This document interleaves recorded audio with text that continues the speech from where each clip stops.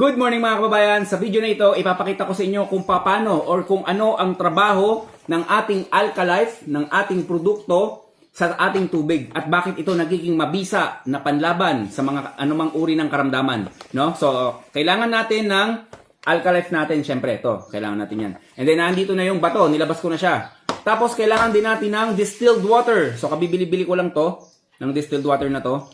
And then, kailangan natin ng, alisin mo natin po isang baso. Kailangan din natin ng pH color. So, DOH, ginagamit din to ng DOH para ma-identify kung ang tubig mo ay acidic or alkaline, kung healthy o hindi. And then, naandito rin yung ating TDS, Total Dissolved Solid. So, ito yung bumibilang kung ilan ang minerals na naandoon sa iyong tubig. Okay, simulan na natin. Kuha tayo ng distilled water natin. Lagay natin dito. Yan, okay na yan. So, meron na tayong distilled water. Okay? So, una, bilangin natin ang minerals. Ang mga healthy na tubig, dapat ang TDS niyan, total dissolved solid niyan, is nasa 60 lang. Nasa 60 and then kung mag 100 pataas, medyo ano na yun, hard water na yun, hindi na masyadong safe sa kalusugan, no? Mas mababa, mas maganda. Okay, so start tayo. So, yan nakita nyo, 0. Nag-start yan sa 0. Ngayon, bibilangin natin kung ilan minerals meron sa distilled water. So, 0. Wala siyang minerals. Talagang, yan ang 0 mga kababayan. Wala tayong makikitang minerals, miski isang mineral sa tubig na to. So, natanggal na talaga yung minerals. Natanggal na dahil sa proseso na ginawa nila. Ngayon, tignan natin kung alkaline ba ito or acidic. Kung healthy ba ang tubig na to or hindi. Patakan natin. Yan. Okay. Pag nagkulay dilaw, ibig sabihin ang tubig na ito ay acidic. Okay, nagkulay dilaw. Sa madaling salita, kapag ang tubig nyo ay walang minerals, 0 ang minerals or 1 or 2 minerals lang is acidic. Isipin nyo yung pinapadedi nyo sa inyong mga sanggol na pinantitimpla nyo ng gatas, bata pa lang pala, pinapainom nyo na pala sila ng acidic na tubig. No? Talagang napakagandang topic to mga kababayan. Malinawan yung kaisipan natin. Yung mga tao na acidic, sobrang taas ng acidic, may mga gout, may mga rayuma, ang iniinom niya palang tubig acidic. Lalo lang pala tayo nagkakarga lalo ng acid sa ating katawan, lalo pa pala napapasama, no? So, acidic siya mga kababayan sa madaling salita. Ngayon, tignan nyo kung ano ang trabaho ng ating Alkalife. Lagyan natin ng ilang pirasong bato. Hintayin natin Yan. So, kagaya ng sinabi ko kanina, kung ang tubig mo ay kulay dilaw, ito ay acidic. Pero kung ang tubig mo ay kulay blue, ito ay alkaline. So, ito ang trabaho ng ating alkaline mga kababayan, ang ating Alkalife. Yung acidic na tubig ay unti-unti nang nag-iiba ang kulay. So, nagiging kulay blue na siya unti-unti. Dahil ang bato na to ay nagre-release ng mga minerals para ang ordinaryong tubig, ang acidic na tubig, ay makonvert niya sa alkaline. So, alkaline water na ngayon ang inyong acidic na tubig. So, isipin nyo mga kababayan, maraming scientist ang nagsasabi, even cancer, hindi kayang makasurvive sa alkaline na tubig. No? Isipin nyo yun, mga scientist yan mga kababayan.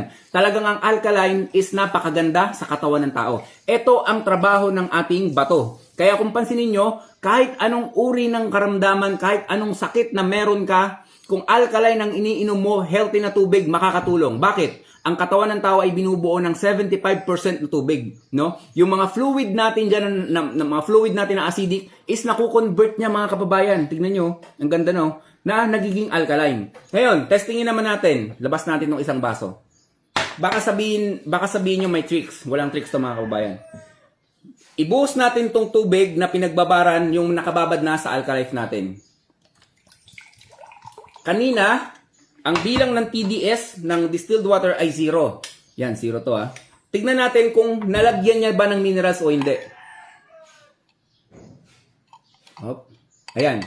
So nakikita niyo mga kababayan, meron na siya ngayong 18 minerals. Kinargahan niya yung walang minerals, kinargahan ng Alkalife yung tubig natin ng 18 minerals. Yan, meron na siyang 18 minerals. So yung mga minerals na yon, nabubuo yung Alkalife, yung Alkalife natin, yung tubig na alkaline, kapag nagsama-sama na kumpleto yung bilang ng minerals para maging alkaline. So ngayon, tignan natin, pag nagdilaw to, acidic pa din. Pag naging ganito ang kulay niyan, ibig sabihin, alkaline na siya. Naparami. Naparami. Tingnan nyo naman mga kababayan. Ganito ang iniinom mo araw-araw. Ganito ang iniinom mo araw-araw kung wala kang alkaline. Kung wala kang alkaline, mga kababayan. Acidic. Kaya yung mga may gout, may mga rayuma, bakit ako inom ng maintenance, hindi naman tumatalab, lalong sumasakit pa, lalong lumalala? Kasi nga, maling tubig ang iniinom mo. Ngayon, paano natin maitatama yung maling tubig na iniinom natin? Dahil yan sa tulong ng ating mga bato. Itong Alkalife natin mga kababayan. Napakalaking tulong nito, napaka-game changer nito. Kahit anong uri ng karamdaman pwedeng uminom. Ang sanggol, pwede mong painumin nito. Ang mga breastfeeding, pwede mong painumin ito. Ang mga buntis, pwede mong painumin ito. Lahat, walang exempted. Pwede mo itong painom sa mga alaga mo. Pwede mo itong ipangbuhos doon sa mga alaga mong halaman. Napaka all-purpose ng ating mga produkto. So mga kababayan, remind ko lang kayo, isang araw na lang, matatapos na ang ating promo. Sayang talaga. Ako ang nangihinayang. Just imagine, bibili ka ng isa, tapos makakatanggap ka ng isa. Ang laki ng discount na makukuha mo. Pagtapos ng promo na yun, wala nang kasunod yun. Kasi, binigay lang namin tong promo na to para sa inyo mga kababayan. Syempre, opening bagong labas ng produkto kaya ganun ang ginawa natin. Sana mga kababayan nagkaroon ng kaunting linaw ang ating kaisipan patungkol sa ating iniinom na tubig. Kung healthy ba ito or not healthy ba ito. So sana yun lang mga kababayan ang gusto kong iparating sa inyo. Stay healthy. Ako si Chance at ako magsasakang gala.